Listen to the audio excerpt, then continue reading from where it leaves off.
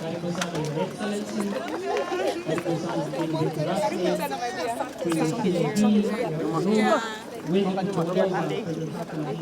Siku ya leo tumefika kwa ajili ya uzunduzi ama kuzindua hiyo ahadi ambaye tulifanya siku ya leo.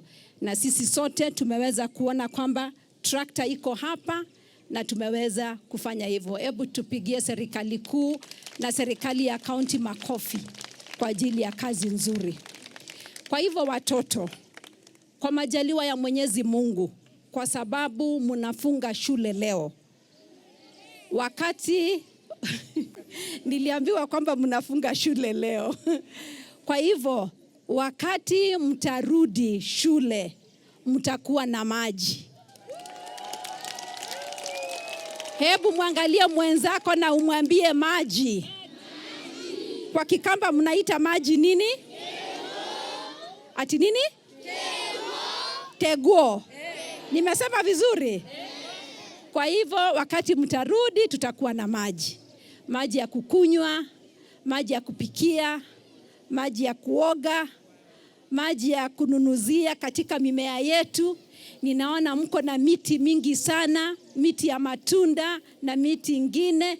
Kama vile tunafuata ile rais wetu alituambia kwamba tuweze kupanda miti bilioni 15 kufikia mwaka wa 2032. Si ni kweli?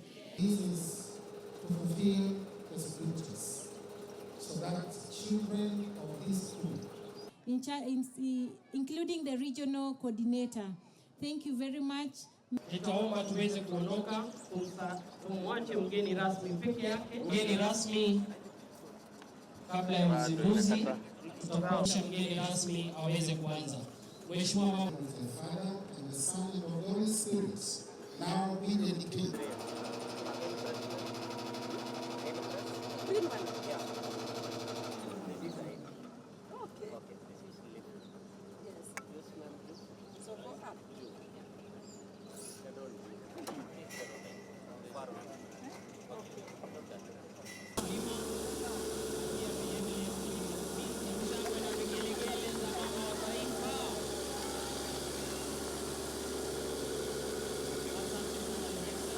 We've been able to mobilize resources for this project and many others that we are going to do together as we move on. This is a very noble project where we will drill water, and we hope at about 200 meters below the ground, we'll be able to abstract enough water for the school and also for the kitchen garden, and maybe even to serve the community around.